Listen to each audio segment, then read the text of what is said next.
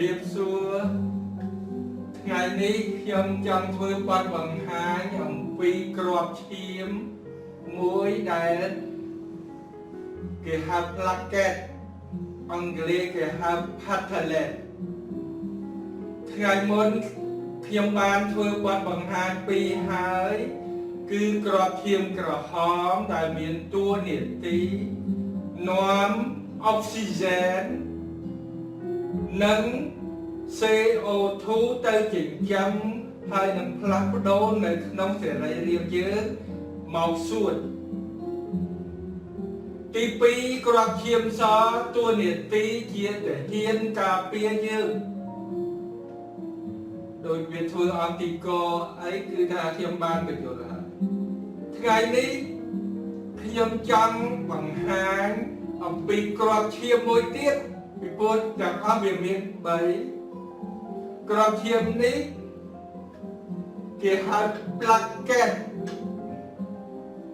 ដែលអង់គ្លេសហៅ platelet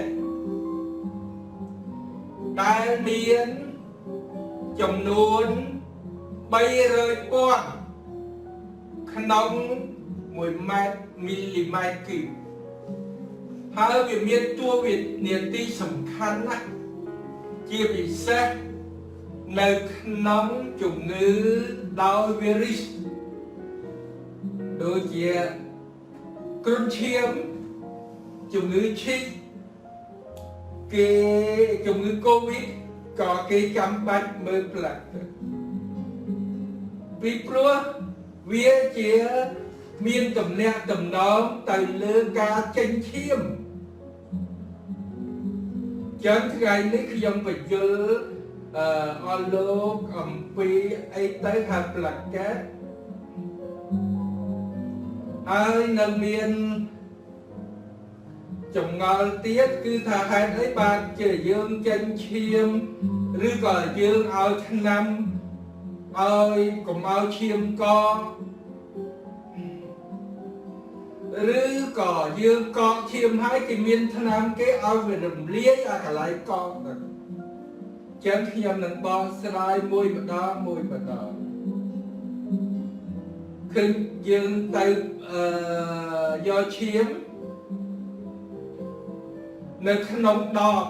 ឬក៏ក្នុងផ្លោកដែលគេយកឈាមយើងឬនៅក្នុងទីដែលគេបូមឈាមទៅមន្ទីរពិសោធន៍គេដាក់ស៊ីត្រាដើម្បីកុំឲ្យឈាមហ្នឹងកកណាបើសិនជាគេចង់មើលតែ plasma គេមិនបាច់ដាក់ស៊ីត្រាអញ្ចឹងហើយបានទីហ្នឹងគេមាន3ដល់ទីសម្រាប់តែធ្វើសេរ៉ូសម្រាប់តែមើលប៊ីយ៉ូគីមីសម្រាប់តែមើលក្របឈាមអញ្ចឹងអ្នកនៅឡាបូដល់អញ្ចឹងថ្ងៃនេះខ្ញុំចង់និយាយទី1អំពី plaquette platelet វាបានមកពីណាគឺបានមកពីខួរឆ្អឹងទាំងអស់ដែលក្របឈាមទាំងអស់បានមកពីខួរឆ្អឹងដោយខ្ញុំបានធ្វើឡាយថ្ងៃមុនកាលណានៅក្នុងខួរវាខ្ចីគេច្រើនហៅ blast កាលណាចេញមកក្រៅគេហៅ seed បានវាបំពេញតួនាទីវាបានចឹងពួកនេះវាមានខ្សែស្រឡាយតែពាក្យពេទ្យគេហៅលីញេខ្សែស្រឡាយវាគេហៅ megacardioblast ដល់ចេញមកក្រៅបើមកចិត្តបែកវាហៅ megacardiocyte ធំបានវាបែកខ្ចាយទុយដោយកន្ទិចកញ្ចក់អញ្ចឹងវាទៅជាផ្លាស់ដែលមានចំនួនពី 200,000 ទៅ 300,000 មីលីម៉ែត្របើចឹងកាលណាខ្វះវានាំឲ្យចេញឈាមកាលណាលើសវានាំឲ្យឆាប់កកឈាមស្ទះឈាមកាលណាខ្វះនៅក្រោម 150,000 កាលណាធ្លាក់ដល់70ស្ត្រីមិនអាចសម្រាលកូនបានទេតើតែយើងរកវាបញ្ចូលផ្លាកែតវាមានទំហំតូច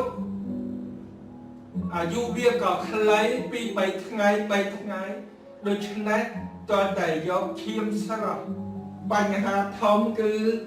មន្ទីរផ្ដល់ឈាមពិបាកចម្រាញ់ផ្លាកែតបើសិនជាមានពីព្រោះខ្ញុំជួបបញ្ហាហ្នឹងព្រោះមិនអាចសម្រាលកូនទេធ្លាក់ឈាមក្មេងគ្រុនឈាមក៏ចឹងដែរផ្លាកែតនឹងចុះខ្លាំងពេកឲ្យចេញកទួលមុនដំបូងកទួលពាក្យបច្ចេកទេសគេហៅពាក្យពារាកាលណាចេញគេចោទសួរថាមកពីផ្លាកែតចុះឬក៏សរសៃឈាមឆ្មាយើងចុះពាក្យបច្ចេកទេសគេហៅពាក្យពារាត្រំបូពេនិកឬក៏ពាក្យពារាដោយសារ fragilité capillaire ខ្ញុំបញ្ចូលពាក្យបច្ចេកទេសខ្លះពីព្រោះមិនអាចបកប្រែតែជាភាសាចឹងតួនាទីផ្លាកែតធ្វើអីវាជាឆ្នុកដោយយើងលមូឆ្នុកទុកទឹកចឹងវាមានកតិកណាត់មូលមូយកមកចុកទៅយកចឹងដោយរូបភាពនេះយើងបែកអ្នកណាធ្លាប់មុតដៃមុតជើងមុតកបាត់ឃើញចាញ់ឈាមក្រហមហ្នឹងគឺចេញផ្លាស្មាហើយនឹងគ្រាប់ឈាមក្រហមឃើញក្រហមបន្ទាប់មកទៀតផ្លាកែតហ្នឹងវាមកលមូធ្វើឆ្នុកហើយបានមានតសៃឈាម fibrin មកទៅបានយើងលែងចិនឈាមខ្ញុំនៅពីតូចឲ្យតែមុតឈាមខ្ញុំយកដៃបាត់ខ្ញុំអត់ដឹងថាស្អាតមិនស្អាតព្រោះនៅតូចនៅក្មេងយើងមុតឈាមមុនដំបូងចេញឈាមក្រោយមកឃើញដូចលែងចេញឈាមប៉ុន្តែនៅចេញទឹកសក្រោយមកទៀតបានបាត់ចេញឈាមបាត់សរសៃតូចបាត់សរសៃធំតតែដេយើងឃើញហើយអ្នកវាយបុកអីគេថាមួយធ្នេពីរធ្នេ5ធ្នេចឹងចង់ជម្រាបថាតសៃយើងមុតវាមាន4តង់4ពេលដើម្បីទៅសម្រេចខាត់ឈាមទី1វាទំហំវាធំអញ្ចឹងវាកត្រាក់ឲ្យនៅតូចបន្តិចចេះដែរតសៃឈាមវាហួរមកតូចតិច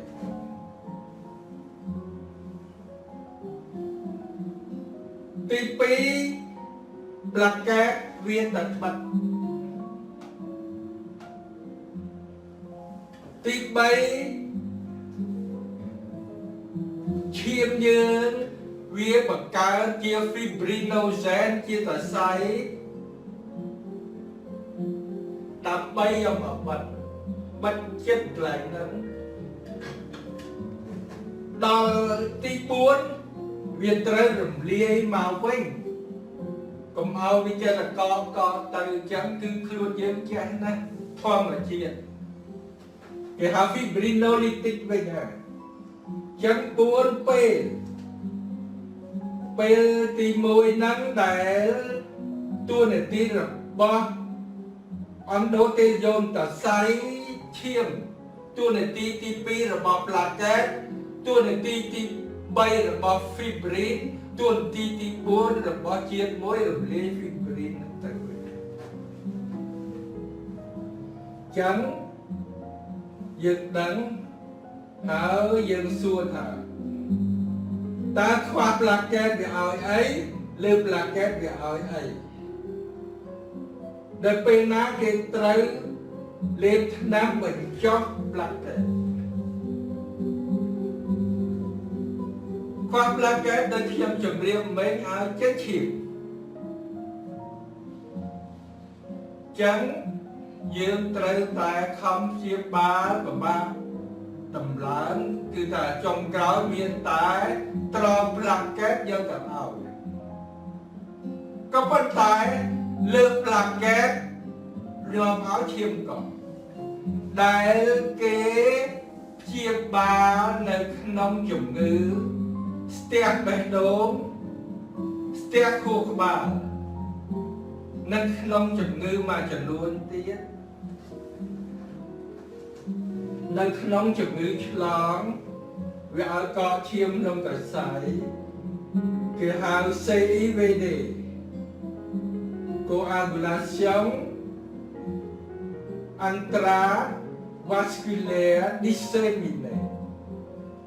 ចឹងថ្នាំដែលគេឲ្យយើងឃើញហើយចាស់អ្នកឈឺបេះដូង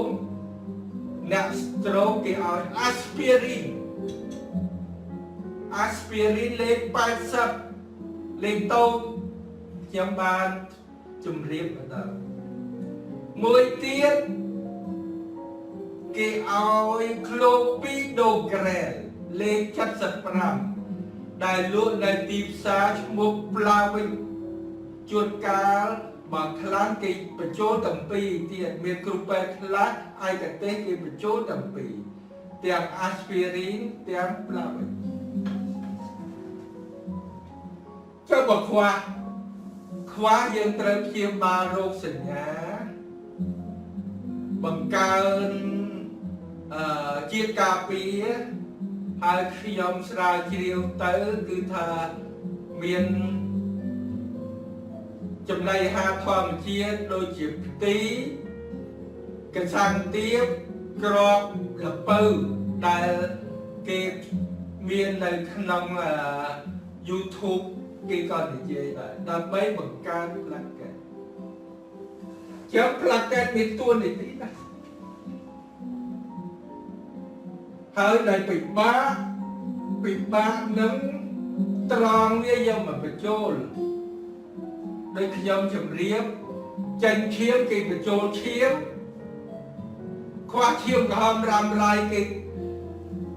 បញ្ចូលគ្រាប់ឈាមក្រហមកំហាត់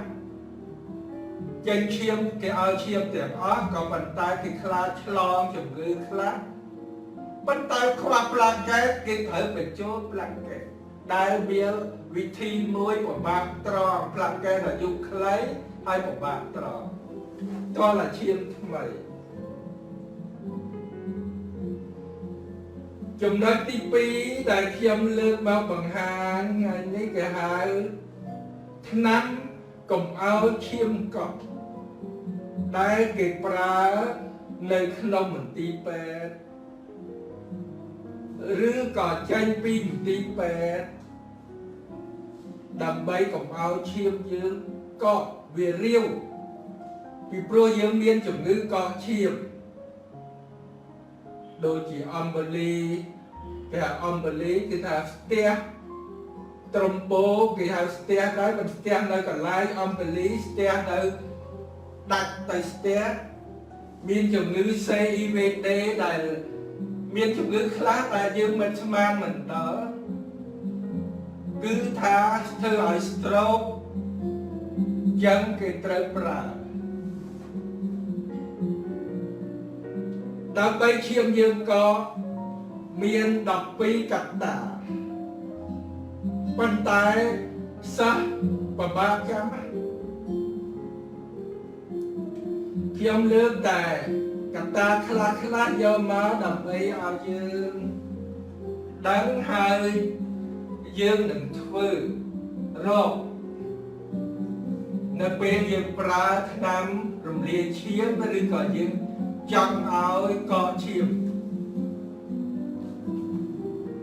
កត្តានោះគឺសំខាន់មានកាល់ស្យូមមានវីតាមីន K អេម៉ូហ្វីលីសត្រុំប៊ីន ហ្វីប្រីណូហ្សែនដែលគេរកចឹងបានជា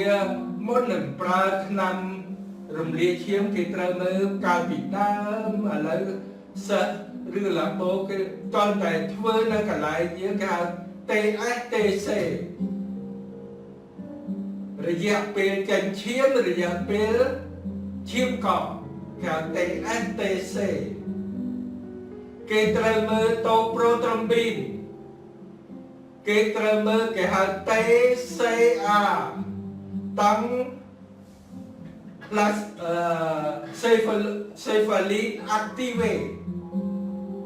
0.8 ទៅ 1.2 មុននឹងប្រើអេប៉ារីនណាចឹងហើយគេមានវិធីគេមើលអ្នកនៅពេលធំបានចេះពីព្រោះជាវិធីមួយតែយើងប្រើមិនស្រួលចេញឈាមធ្លាក់ឈាមចឹងយើងត្រូវរកទាំងអស់ហ្នឹងដើម្បីការពារព្រោះយើងប្រើអេប៉ារីននៅអេប៉ារីនហ្នឹងទៀតមានគេហៅអេប៉ារីនអាបាពណ៌ molecular ដែលវាមិនសូវគ្រោះថ្នាក់ដូចអេប៉ារីន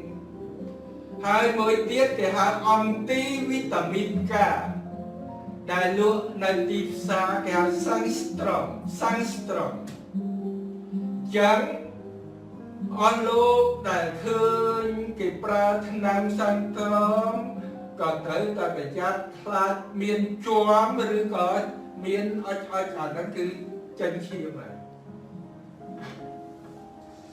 ចឹងថ្នាំអស់នេះសិតតែមានប្រយោជន៍ជំងឺខ្លះជាជំងឺឆ្លងធ្ងន់គេត្រូវប្រើពីព្រោះគេខ្លាចឈាមកកក្នុងសរសៃដោយខ្ញុំបានជំរាបមិញគេហៅ CIVD អ្នកសោថ្លើមក្រោយមកដោយសារខ្វះប្រូត្រុំប៊ីន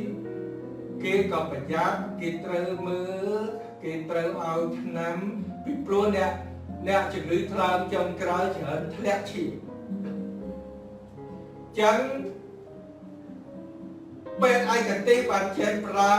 នៅកន្លែងបេះដូងគេប្រើនៅកន្លែងគេហៅ stroke គេប្រើក៏ប៉ុន្តែត្រូវមានមន្ទីរពិសោធន៍តាមដានដោយខ្ញុំបានជម្រាបឆ្នាំទី3ដែលខ្ញុំមកជម្រាបថ្ងៃនេះគឺគេហៅ fibrinolytic វាកកឈាមហើយបញ្ហាថ្មីនៅបេះដូងណានៅបេះដូងនិងនៅខួរក្បាលគ្រូពេទ្យត្រូវចេះវាយតម្លៃថានៅខួរក្បាលហ្នឹងចេញឈាមឬស្ទះឈាមបានគេវាយតម្លៃដោយខ្ញុំបានជម្រាបមិញហើយគេប្រើពាក្យបច្ចេកទេសគេហៅ fibrinolytic អាលាយទៅវិញនៅក្នុងរយៈពេលខ្លីទំក1ម៉ោងស្ទះ1ម៉ោង2ម៉ោងធ្វើម៉េចយើងនៅពេទ្យ